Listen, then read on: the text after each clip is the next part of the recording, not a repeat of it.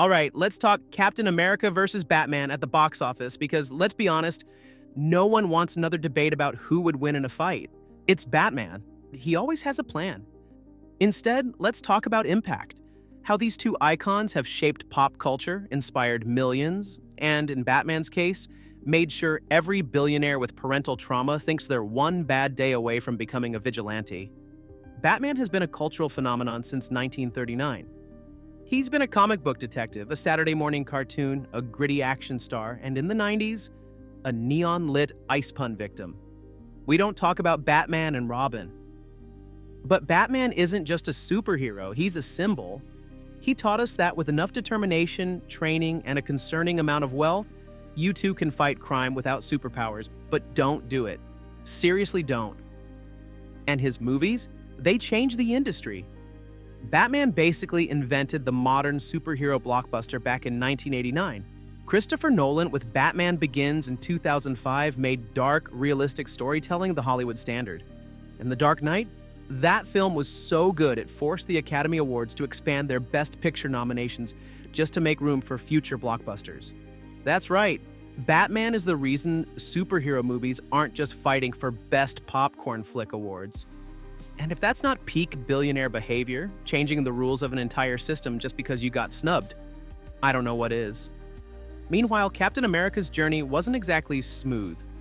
Well, let's just say his first movie didn't quite have the same impact. And no, I'm not talking about the first Avenger. I mean the 1990 Captain America movie that was so bad that it didn't even get a theatrical release, hence why it isn't in the chart.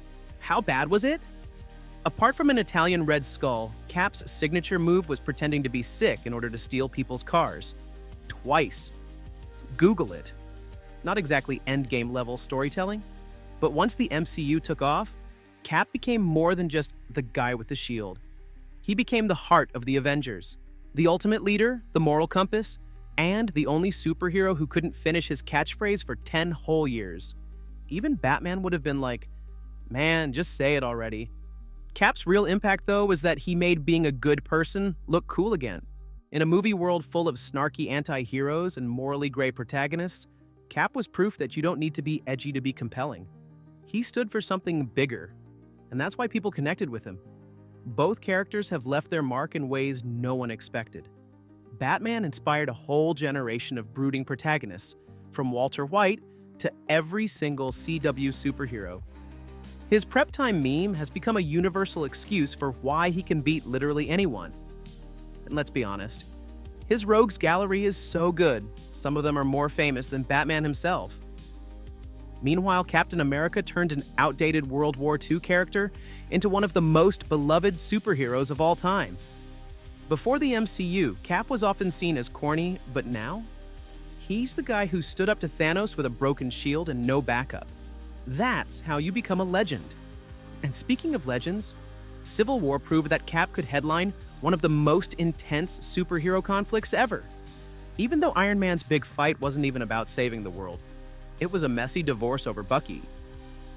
Oh, and then there's The Flash, in 2023, in case you already forgot.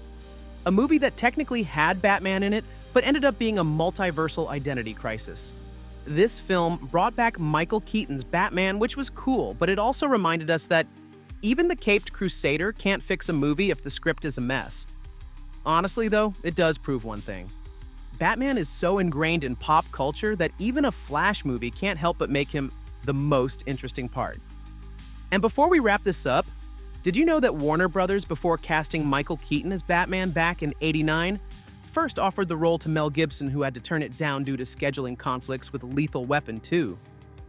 Matt Damon was offered the role of Harvey Dent before Aaron Eckhart was cast in The Dark Knight, but declined due to scheduling conflicts. He later said he regretted it. Fast forward to Batman vs. Superman, and Josh Brolin was seriously considered for an older Batman, which he was very intrigued about. In the end, Ben Affleck was cast and Brolin ended up playing Thanos and Cable instead, and the rest is history. Lastly, Robert Pattinson lied to Christopher Nolan about auditioning for the Batman. He was filming Tenet at the time and asked for time off due to a family emergency, but got busted by Nolan, who already knew about it. Imagine lying to the guy who made The Dark Knight just so you can be Batman.